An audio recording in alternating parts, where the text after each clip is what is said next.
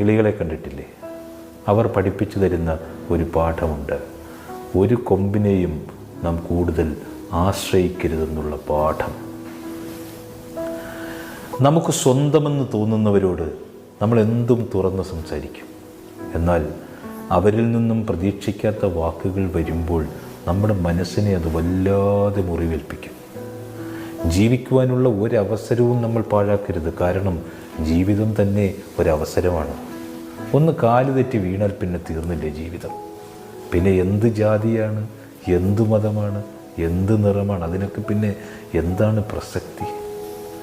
ശരീരത്തിൽ ജീവനുള്ളപ്പോൾ ആർക്കും മുഖത്ത് നോക്കുവാൻ സമയമില്ല.